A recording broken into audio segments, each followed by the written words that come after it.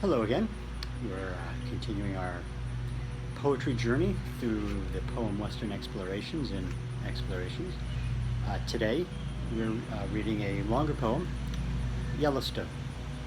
Yellowstone, Part 1.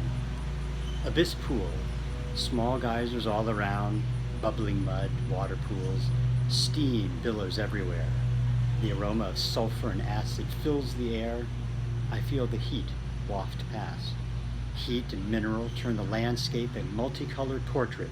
Sapphire blue and green pools, bleached white soil, golds and yellows and browns and reds from mineral deposits, inanimate flower beds reminding me of Teton wildflowers, purples, reds, blues, whites, yellows, all so delicate, all so beautiful.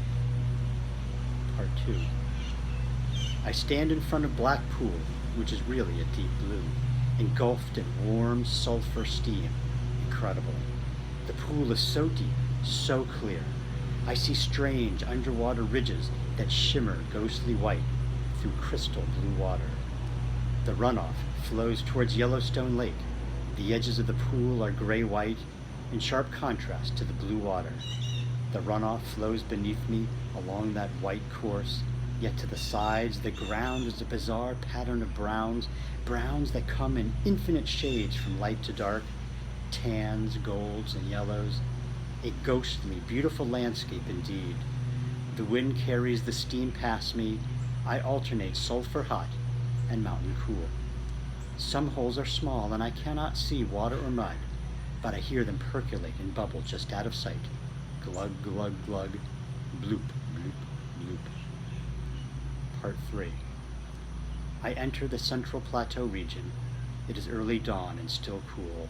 The valley is gray mist and green grass. The river unseen save for shimmering arcs of sunlight shining through the mist. An incredible sight. The mountains on all sides frame the scene in my mind. I'm at the top of the lower falls.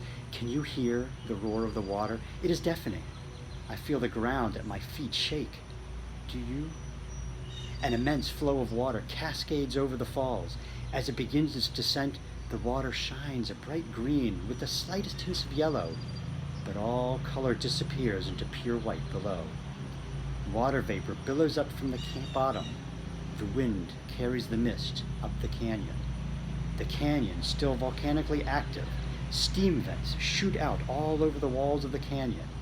The air hangs heavy with the scent of sulfur, but where I am, the air is fresh and clean.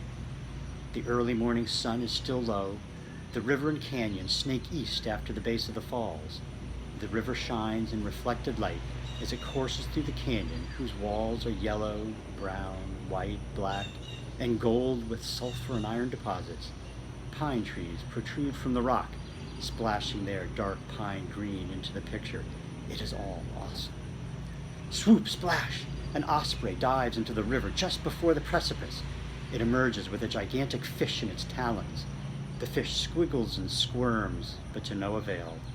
As the osprey flies towards its canyon eyrie, the fish must contemplate its fate as the osprey's breakfast.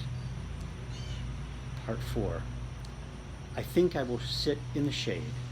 When I first see Old Faithful erupt, I am but one of thousands, all of us simultaneously snapping pictures and running video cameras, and it is amazing to see a geyser erupting. Water, superheated by magma near the surface, shooting hundreds of feet into the air.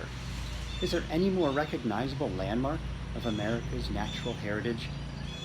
Though some of the smaller geysers around Old Faithful are more beautiful with their multitude of colors. An enemy geyser, 2 holes in the ground, one suddenly fills up with water, starts bubbling, and small jets of water shoot several feet into the air. After a few minutes it stops, and the water gurgles down the hole out of sight. Several minutes later, its twin repeats the performance. Part 5. Sulfur Cauldron. A huge bubbling pool of pea-green sulfur water churning beneath me. Billowy clouds of sulfur steam waft past me. Nearby, a spot of ground sizzles from the heat just below the surface. I am in awe. Part 6. I drive from Yellowstone to Glacier. Incredible. Now I know why Montana is called the Big Sky Country. The land is vast. Mountains on all horizons with low rolling land between. I get vertigo from so much openness.